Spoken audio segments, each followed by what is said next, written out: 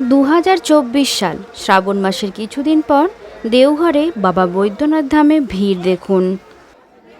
তবে শ্রাবণ মাসের কিছুদিন আগে থেকেই গণেশ চতুর্থী পর্যন্ত থাকে এই রকমই উপচে পড়া মানুষের ঢল। কোথা থেকে কিভাবে যাত্রা শুরু করবেন, কোথায় থাকবেন, কোথায় খাবেন, কত খরচ পড়বে, এইসব আমার ভিডিওর মূল বিষয়বস্তু নয়, সকলেই প্রায় কম বেশি জানেন। প্রতি বছর মন্দির দর্শনের পদ্ধতি, সময়সীমা, সাইট সিইং ঘোরার নিয়মাবলী পাল্টাচ্ছে। আজ আমি আপনাদের শেয়ার করব ঝাড়খণ্ড রাজ্যের সাঁওতাল পরগনার অন্তর্গত 21টি অতিরিক্ত মন্দির সহ বাবা বৈদ্যনাথ ধামের দর্শন, মাতা পার্বতী এবং বাবা মহাদেবের গঠবন্ধন পদ্ধতি এবং খরচ। দ্বিতীয় দিন থাকছে দেওঘরে সাইট সিইং, সঙ্গে সংক্ষিপ্ত বিবরণ সহ ঘোরার অভিজ্ঞতা। এছাড়া থাকছে ভিডিওর মূল আকর্ষণ, গভীর রাতে মন্দিরের গর্ভগৃহে বাবার দর্শন ও সিঙ্গার পুজোর অতি সংক্ষিপ্ত ঝলক। আর থাকছে আমার মতো ভোজন রসিকদের জন্য ঝাড়খণ্ডের পপুলার স্ট্রিট ফুড। শুরু করছি আজকের ভিডিও বিভিন্ন রকম তথ্য সহযোগে, আশা করি কার্যকরী হবে। নমস্কার বন্ধুরা, আমি মনীষা, টিউব ট্রাভেল চ্যানেলে আপনাদের স্বাগত। ঘড়িতে বাজে এখন সকাল 8টা। পৌঁছে গেছে এখন পাকুড় বাস স্ট্যান্ডে। এখান থেকেই আমাদের জার্নি শুরু হবে দেওঘর। সকালের বাসটা ধরতে পারিনি, আমার পৌঁছানোর আগেই বেরিয়ে গেছে, টাইম টেবিল জানা ছিল না। আমি এখন ডিরেক্ট বাস পেলাম না, প্রথমে যাবে দুমকা, মোটামুটি সময় লাগবে 2.5 ঘন্টা, এবং দুমকা থেকে বাস চেঞ্জ করে আমরা চলে যাব দেওঘর। পর কয়েকটি বাস দাঁড়িয়ে রয়েছে, টিকিট কেটে নিয়েছি। ঝাড়খণ্ডের বাসের ভাড়াটা কিলোমিটার অনুযায়ী একটু বেশিই মনে হচ্ছে। বাস ছেড়ে দিয়েছে, চলুন দেখি কত সময় লাগে।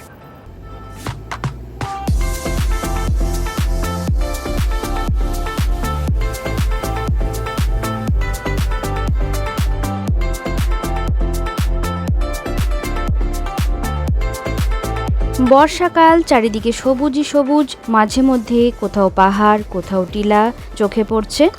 ভেবেছিলাম 2.5 থেকে 3 ঘন্টায় পৌঁছে যাব দুমকা, সময় নিল 4 ঘন্টা। এখান থেকে বেরিয়ে বাম দিকে ঘুরে দুমকার আরেকটি বাস স্ট্যান্ড পাবেন, সেখান থেকে আরেকটা বাস ধরে দেওঘর যাব। এই দুমকা বাস স্ট্যান্ড থেকেই রাজধানী রাঁচি সহ বিভিন্ন রুটের বাস পাওয়া যায়। পৌঁছে গেলাম বাসুকীনাথ। দেওঘর পৌঁছতে আর মাত্র 40 থেকে 45 কিমি। এখানে আরেকটি বাবাধামের আদলে তৈরি শিব পার্বতী মন্দির রয়েছে, বাসুকীনাথ ধাম। বাসুকীনাথের শাঁকা ভুট্টা অবশ্যই খাবেন, দাম মাত্র 15 টাকা। বাসের ভেতর থেকে ত্রিকুট পর্বতের দর্শন হয়ে গেল, কাল আরও ভালোভাবে দেখব।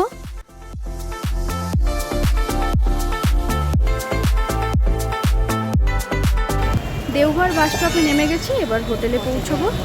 টোটো করে চলে এলাম ভগবান টকিজের কাছে, ভগবান রামেশ্বরম হোটেলে। এই নামে আরেকটি হোটেল রয়েছে, তবে ল্যান্ডমার্ক ভগবান টকিজের কথা উল্লেখ করবেন, ভুল হবে না। চলুন ভিতরে প্রবেশ করা যাক। হোটেলের রিসেপশন এটা, লিফটের সুব্যবস্থা রয়েছে, বয়োজ্যেষ্ঠদের অসুবিধা হবে না। শুনে নিন এখানকার রুমের ট্যারিফ। আমি সুদীপ দাশগুপ্ত, আমি হোটেল ভগবান রামেশ্বরমের ম্যানেজার। এখানে আমাদের 3 রকমের রুম আছে, সুপার ডিলাক্স, ডিলাক্স এবং 3 বেড। সুপার ডিলাক্সের ট্যারিফ 1950, ডিলাক্সের 1750 এবং 3 বেডের ভাড়া হচ্ছে 2200। তাহলে জেনে নিলেন ভগবান রামেশ্বরম হোটেলের রুম ট্যারিফ। আসুন, বেশ ভালো লাগবে। মন্দির থেকে 1 কিমি দূরত্বে এবং 10টি রুম নিয়ে তৈরি এই হোটেল। আমাদের room AC super deluxe, make my ট্রিপে বুকিং করিয়েছিলাম। রুমের ডান দিকে রয়েছে বাথরুম, ফুল এসি, ফ্যানও আছে। দেওঘরে মাঝে মধ্যে লোডশেডিংয়ের প্রবলেম থাকে, তাই ফ্যানের দরকার হয়। একটি ওয়ার্ড্রপ, পাশে মোবাইল চার্জিং পয়েন্ট, 2টি সিঙ্গেল বেড, টিভিও রয়েছে, সঙ্গে চা বানানো এবং জল গরম করার জন্য ইলেকট্রিক কেটল আর টি টেবিল। ড্রেসিং টেবিল নেই, তবে দরজার পাশে বড় মিরর দেওয়া হয়েছে, তার ঠিক নিচে বসার সিঙ্গেল সোফা। ওয়ার্ড্রপে বেশ অনেকখানি জায়গা, ব্যাগপত্র সব এখানে রেখে দিতে পারেন। হ্যাঙ্গারও রয়েছে। ম্যানেজার বাবুর ফোন নাম্বার দিয়ে দেব, ডেসক্রিপশন বক্সে চেক করে নেবেন। বাথরুমে আয়না, বেসিন, ডাস্টবিন, বালতি, মগ সবই আছে। স্নানের জন্য ঝর্ণা বা শাওয়ারও রয়েছে। একটি কোমোড এবং শীতের সময় গরম জলের জন্য গিজারের সুব্যবস্থা। এই রুমে কোনো ব্যালকনি নেই, তবে জানালা খুলে কান পাতলে মন্দিরের ঘণ্টার শব্দ পাবেনি। এখন আমরা রয়েছি বৈদ্যনাথ ধাম রেল স্টেশনের খুব কাছাকাছি একটা হোটেলে, যার নাম ভগবান রামেশ্বরম হোটেল। বাবা বৈদ্যনাথ ধাম ঘুরতে আসলে আমরা বেশিরভাগ লাঞ্চ, ডিনার এবং ব্রেকফাস্টের জন্য টাওয়ার চকের কাছাকাছি যে রেস্টুরেন্ট বা হোটেলগুলো রয়েছে সেটা সিলেক্ট করি। কিন্তু বৈদ্যনাথ ধাম রেলওয়ে স্টেশনের কাছাকাছি একটি হোটেল রয়েছে যেখানে সম্পূর্ণ নিরামিষ রান্না হয় এবং টাটকা সুস্বাদু খাবার পাওয়া যায়। এই হোটেলের সন্ধানই আমি আপনাদেরকে দেব। দুপুর গড়িয়ে বিকেল হতে যাচ্ছে, খুব খিদে পেয়েছে। আমরা নিয়েছি 80 টাকায় একটি ভেজ থালি, ভাত, ডাল, আলু পটল সয়াবিনের সবজি, 2টো রুটি, আলু ভাজা আর দেওঘরের স্পেশাল চাটনি। শুদ্ধ বস্ত্র পরে বেরিয়ে পড়লাম মন্দির দর্শনে। মন্দির দর্শনের জন্য প্যারাগলি হয়ে আসবেন। বৈদ্যনাথ ধাম রেল স্টেশন থেকে এর ভাড়া টোটোতে 10 টাকা, একদম বেশি দেবেন না। আর টাওয়ার চক থেকে হাঁটা পথ। প্যারাগলি থেকে একটু হেঁটে গিয়েই পৌঁছে গেলাম মন্দিরের পূর্বদ্বার। এই পূর্বদ্বারের সামনে প্যারার দোকানে থাকেন এই পিন্টু বাবা। আগামীকাল সকালে পুজোর জন্য বুকিং করে নিলাম। মোবাইল, ক্যামেরা, মানি ব্যাগ নিজের কাছে যত্নে রাখবেন। এই ভিড়ে চুরির সম্ভাবনা থাকে। শুনে নিন পান্ডা পিন্টু বাবা কি বলছেন। এখানে বাবার যে গাছ বন্ধন আছে, এটা গাছ দিয়ে হয়। যারা জড়ি মিলে আসে তারা গাছ জোড়ায় চড়ায় বাবাকে। এটা একটি শক্তি মিলন হচ্ছে এখানে। এখানে মায়ের হৃদয় পড়েছে। এটা শক্তিপীঠ। 51 পীঠে এখানে শক্তিপীঠ হচ্ছে। আর 12 জ্যোতির্লিঙ্গের মধ্যে বাবা বৈদ্যনাথ, বাবার বৈদ্যনাথ। সন্ধে হয়ে গেছে, কিন্তু ভক্তদের লাইন এখনও কমেনি। এটি সাধারণ লাইন, কোনো টাকা লাগে না। ভোর 4টে থেকে লাইন শুরু হয় এবং ভিআইপি লাইনের জন্য 2024-এ 600 টাকা দিয়ে টিকিট কাটতে হয়। এই ভিড়টা থাকে সাধারণত রাত 8টা পর্যন্ত, কিন্তু শ্রাবণ মাসে প্রায় রাত 12টা। সকলের জল ঢালা কমপ্লিট হলে বাবার সিঙ্গার পুজো শুরু হয়। মন্দিরের চূড়ার পাশে স্ক্রিন রয়েছে। সিঙ্গার পুজোটা এখান থেকেই লাইভ দেখানো হয়। দেওঘর ভ্রমণের সবচেয়ে ভালো সময় হলো অক্টোবরের মাঝামাঝি থেকে এপ্রিল মাস পর্যন্ত। শ্রাবণ মাসে পুণ্যার্থীদের প্রচুর ভিড় থাকে, কোনো সময় ভিআইপি টিকিটও পাওয়া যায় না। টেম্পল কমপ্লেক্সে 21টি অতিরিক্ত মন্দির দর্শন করব। প্রথমে হনুমানজির মন্দির। প্রচুর ভিড়, স্পষ্টভাবে দেখাতে পারছি না, যতটুকু পারা যায় চেষ্টা করছি। পরপর মন্দিরগুলো দেখতে থাকুন। এটা মা বগুলা দেবীর মন্দির। এরপরেই পাবেন মা সরস্বতী এবং মা মনসার বিগ্রহ। প্রতি বছর শ্রাবণ মাসে শ্রাবণ মেলা হয়। বহু পুণ্যার্থী সুলতানগঞ্জ থেকে গঙ্গা জল নিয়ে প্রায় 100 কিমি পায়ে হেঁটে বোলবম উচ্চারণ করে বাবাকে জল ঢালতে আসেন। এটি একটি সিদ্ধপীঠ, তাই এই শিবলিঙ্গকে কামনালিঙ্গও বলা হয়। বাবার কাছে মন থেকে কিছু চাইলে নিশ্চয়ই সফল হবে। দ্রাবিড়ীয় স্থাপত্যের ন্যায় শ্রীরামচন্দ্র, দেবী সীতা এবং ভ্রাতা লক্ষণের বিগ্রহ। আর একটু সামনে এগোলেই পাবেন মা গঙ্গা দেবীর ছোট মন্দির। মন্দিরে প্রবেশ করতে হলে মাথা নত করে ঢুকতে হবে। বাম পাশে রয়েছে গৌরীশঙ্কর মন্দির। আপাতত গেট বন্ধ রয়েছে। মন্দির প্রাঙ্গণে ফুল, বেলপাতা, ধূপ, প্রদীপ সবই পাওয়া যায়। বাইরে থেকে মা এবং বাবার আরতি করাও যায়। এই দেখুন পার্বতী মাতার মন্দির। এটিও দ্রাবিড়ীয় স্থাপত্যের অনুরূপ। সব মিলিয়ে সত্যিই দেবতাদের ঘর। নামকরণে সার্থক, দেওঘর। মন্দির প্রাঙ্গণ থেকে বেরিয়ে যাচ্ছি।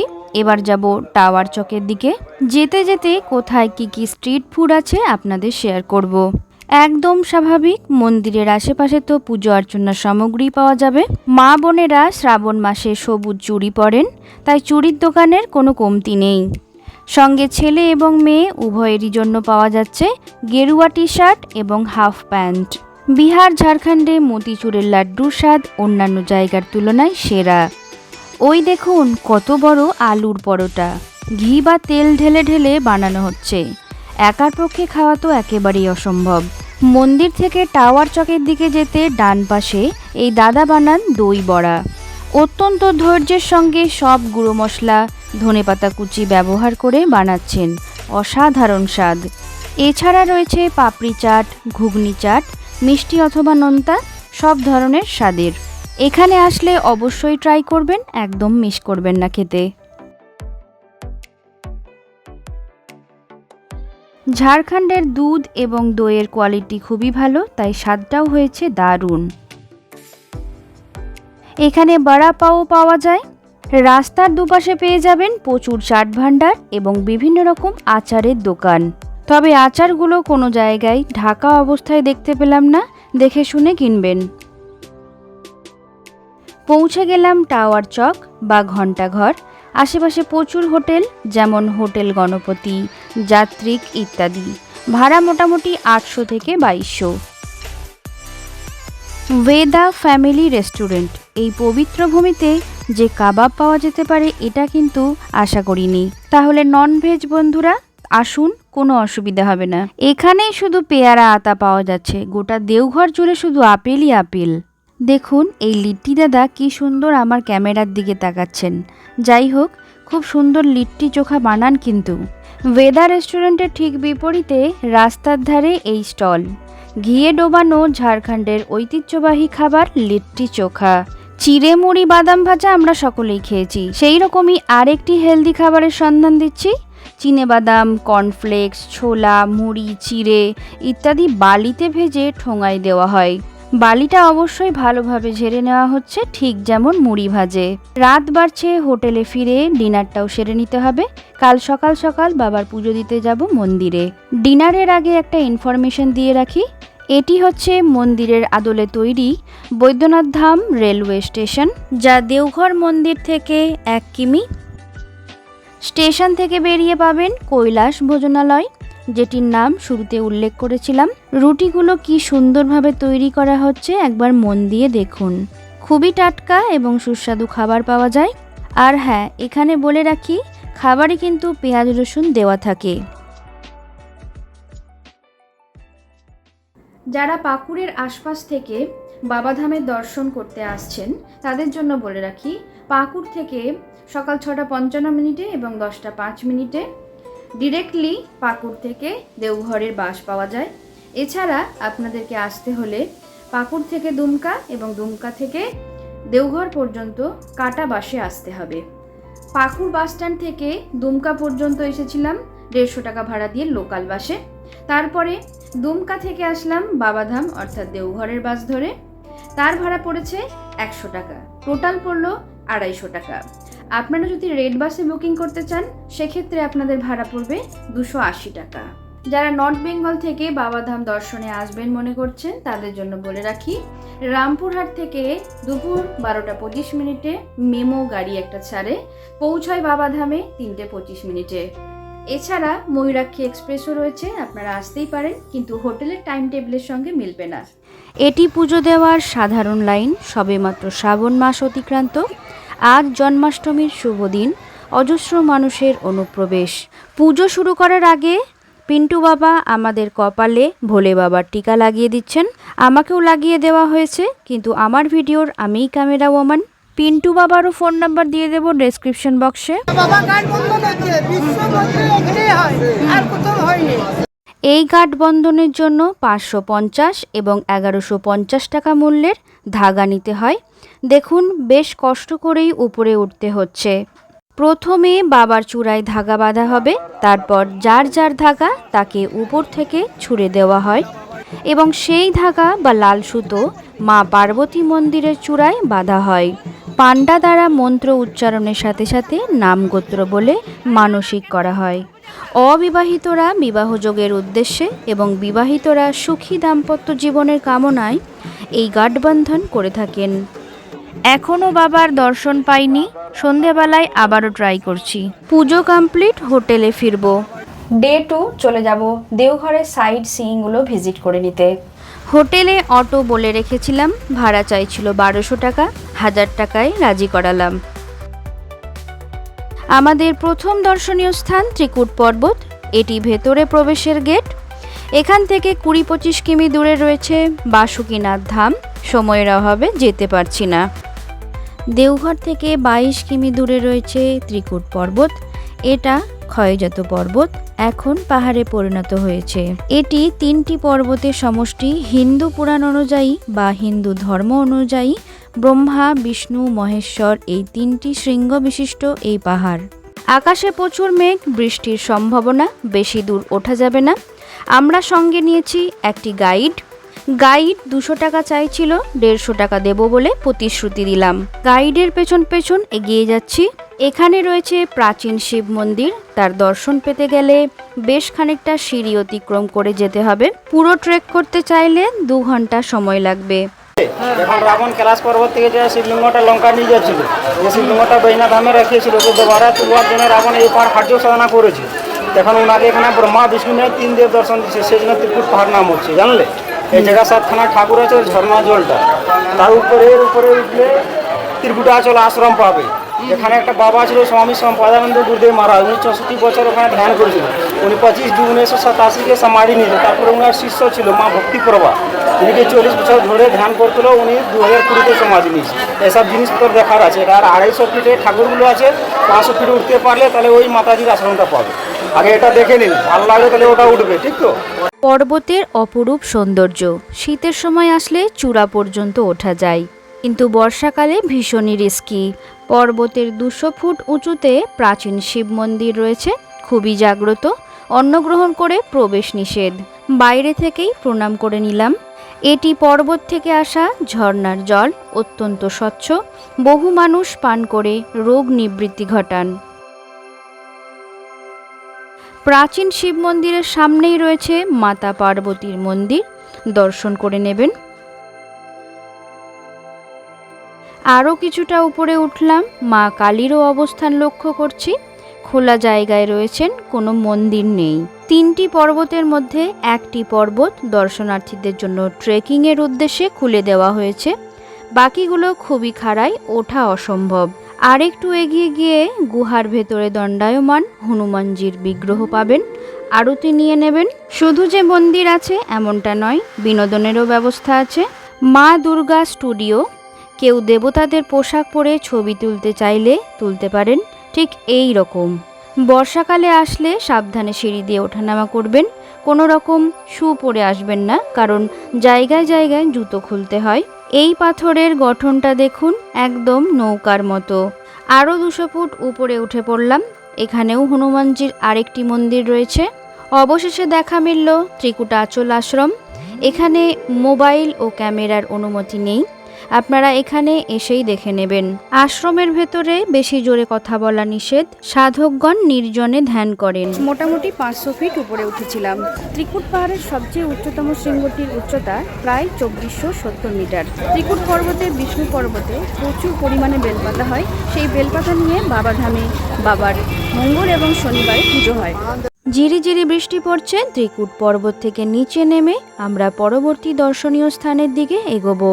ত্রিকুট পর্বত ভালোভাবে দেখতে হলে সময় লাগবে গোটা দিন।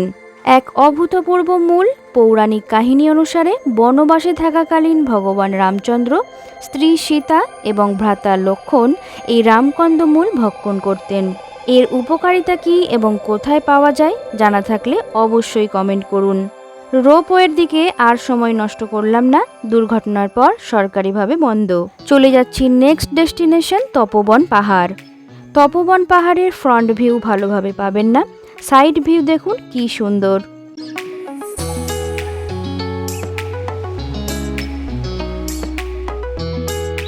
এখন পৌঁছে গেছি তপোবন পাহাড়ে। দেওঘর শহর থেকে যেটি 7 কিমি দূরে এবং ত্রিকুট পাহাড় থেকে 15 কিমি দূরে রয়েছে।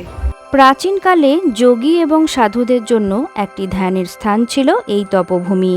তপনাথ মহাদেব মন্দির এখানকার মূল আকর্ষণ। কথিত আছে ঋষি বাল্মীকি এখানে তপস্যার জন্য এসেছিলেন। এটাও শোনা যায় শ্রী বলানন্দ ব্রহ্মচারী এখানেই তপস্যার মাধ্যমে সিদ্ধি লাভ করেছিলেন এবং তার শিষ্য মহানন্দ ব্রহ্মচারীও আসতেন এখানে। আপনারা চাইলে গাইডের সহযোগিতায় পাহাড়ের চূড়া পর্যন্ত ট্রেকিং করতে পারেন। 40 মিনিটের একটা অ্যাডভেঞ্চারে পূর্ণ ভ্রমণ হবে। প্রচুর ছোট ছোট মন্দির ও গুহা রয়েছে। সন্ধে 6টার পর এখানে থাকা উচিত নয়। এখান থেকে বেরিয়ে আমরা চলে যাব নওলক্ষা মন্দির। মন্দির সকাল 7টা থেকে দুপুর 12টা এবং দুপুর 2টো থেকে সন্ধ্যে 6:30 পর্যন্ত খোলা থাকে। এই নওলক্ষা মন্দির দেওঘর রেল স্টেশনের খুব কাছাকাছি এবং দেওঘর শহর থেকে প্রায় 1.5 কিলোমিটার দূরে রয়েছে। গ্রানাইট ও মার্বেল শিলা দ্বারা নির্মিত এই মন্দির দেখতে অনেকটা বেলুড় মাঠের অনুরূপ। মন্দির প্রতিষ্ঠার পেছনে একটি ইতিহাস রয়েছে। ইনি হলেন রানী চারুশীলা দেবী, কলকাতার পাথুরিয়াঘাটার বাঙালি রাজপরিবারের। অল্প বয়সে স্বামী অক্ষয় ঘোষ এবং পুত্র যতীন্দ্র ঘোষকে হারান। অকাল মৃত্যুতে শোকাহত হয়ে শান্তির সন্ধানে গৃহহীন হন এবং সাধক বলানন্দ ব্রহ্মচারীর সাক্ষাতে আসলে তাঁরই নির্দেশে প্রায় 9 লক্ষ টাকা খরচ করে এই মন্দিরটি নির্মাণ করেন। মন্দিরের ভেতরে রাধাকৃষ্ণের মূর্তি রয়েছে। এই মন্দির শ্রীকৃষ্ণ এবং রাধাকে উৎসর্গিত। মন্দির চত্বরটি গাছগাছালিতে পূর্ণ, বেশ সুন্দর লাগবে। এবার চলে এসেছি শ্রী শ্রী বলানন্দ ব্রহ্মচর্য আশ্রম। এটি গেট। আশ্রমটির ভেতরে এত নীরবতা না দেখলে অনুভব করতে পারবেন না। ভেতরে ছবি তোলা বা ভিডিও করা একেবারেই নিষেধ। বাইরের কিছু ছবি আপনাদের শেয়ার করলাম, দেখুন।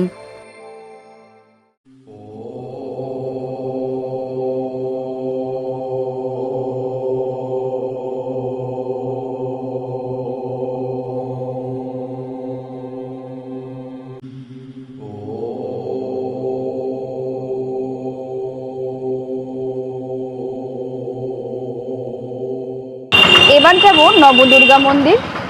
বৈদ্যনাথ ধাম রেল স্টেশন থেকে প্রায় 2 কিমির একটু বেশি দূরত্বে রয়েছে নবদুর্গা মন্দির। এখানেও মন্দিরের ভেতরে ক্যামেরা অ্যালাউ নেই, রিকোয়েস্ট করলে অনুমতি পাই।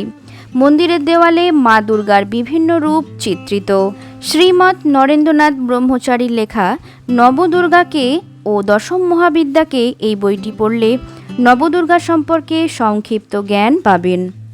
এখানেই পাওয়া যায় দাম মাত্র 50 টাকা। এখান থেকে বেরিয়ে আমরা পৌঁছব শ্রী শ্রী অনুকূল ঠাকুরের সৎসঙ্গ আশ্রম। 1946 সালে সেপ্টেম্বর মাসে ঠাকুর অনুকূলচন্দ্র পূর্ববঙ্গের পাবনা জেলা থেকে দেওঘর এসে তার এই সৎসঙ্গ আশ্রম প্রতিষ্ঠা করেন। ইনি হলেন ওনার মাতা মনমোহিনী দেবী। আশ্রমবাসী এবং আশ্রমে আসা ভক্তদের জন্য বিনামূল্যে দুবেলা খাবার খাওয়ার জন্য তৈরি করেন কমিউনিটি কিচেন বা আনন্দবাজার ভবন। এটি আনন্দবাজার ভবন 7 তলা বিল্ডিং, যেখানে একসঙ্গে হাজার হাজার মানুষ প্রসাদ গ্রহণ করতে পারেন। কমিউনিটি কিচেন ছাড়াও দাতব্য হাসপাতাল, ওষুধ তৈরির কারখানা, স্কুল, কলেজ ইত্যাদি জনহিতকর কাজের জন্য যুক্ত এই সংস্থা।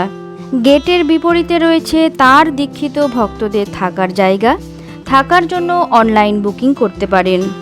আশ্রমের পাশেই রয়েছে একটি টি স্টল। খুব ভালো চা বানান এই দাদা। চাটা বেশ ঘন দুধের চা। চা খেয়েই বেরিয়ে পড়লাম নন্দন পাহাড়ের দিকে, মোটামুটি 3 কিমি দূরে। দেওঘর শহরের শেষ প্রান্তে একটি ছোট্ট পাহাড়। সকাল 8:30 থেকে রাত্রি 9টা পর্যন্ত খোলা থাকে।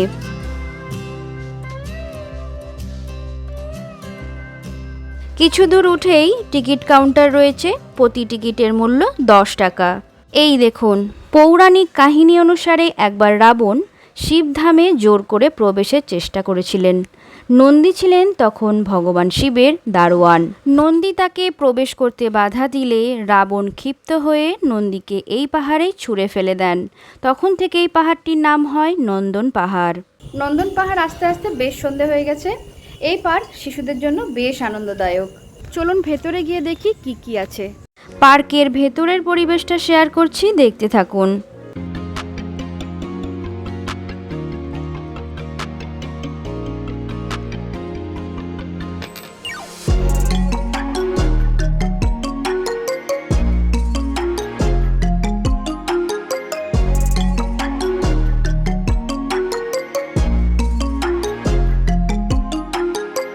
ভূতের বাড়ি, বুট হাউস, আয়নাঘর, একটি রেস্টুরেন্ট সহ বিশাল পার্ক। সাঁতার ও বোটিংয়ের সুবিধা রয়েছে, অর্থাৎ পিকনিকের জন্য একটি আদর্শ স্থান। পাহাড়ের সৌন্দর্য সকালে এবং বিকেলে একদমই আলাদা।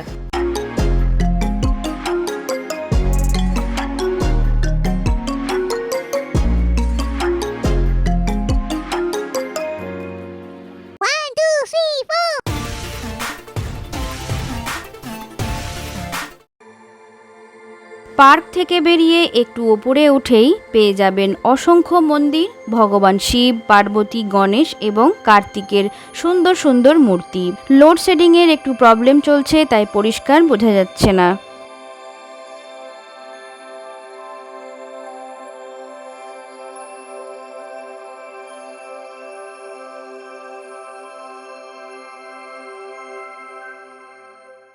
আমার পেছনে দেখুন বসার জায়গা রয়েছে, এখানে যে কেউ ঠান্ডা ফুরফুরে বাতাস এখান থেকে অনুভব করতে পারে। হোটেলে গিয়ে ফ্রেশ হয়ে শুদ্ধ বস্ত্র পরে আবারও চলে এলাম মন্দিরের পশ্চিম দ্বারে।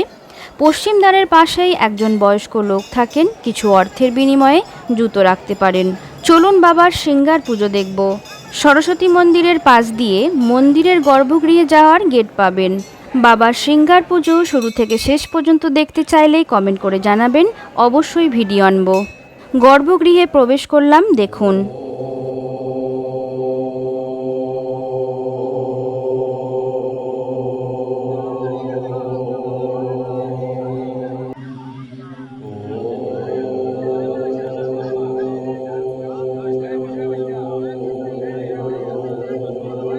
বাবার মন্দির ভোর 4টে থেকে দুপুর 3:30 পর্যন্ত এবং সন্ধে 6টা থেকে রাত্রি 9টা পর্যন্ত জনসাধারণের জন্য খোলা থাকে। সরকারিভাবে পুজো হয় ভোর 4টে থেকে 5:30 পর্যন্ত 1.5 ঘন্টা এবং রাত্রি 8টার পর সিঙ্গার পুজো। আজকের মতো বিদায় নিচ্ছি, দেখা হবে পরবর্তী কোনো অন্য ভিডিও নিয়ে। ভিডিওটি ভালো লাগলে লাইক, শেয়ার এবং সাবস্ক্রাইব করার অনুরোধ রইল। ভালো থাকবেন, টাটা।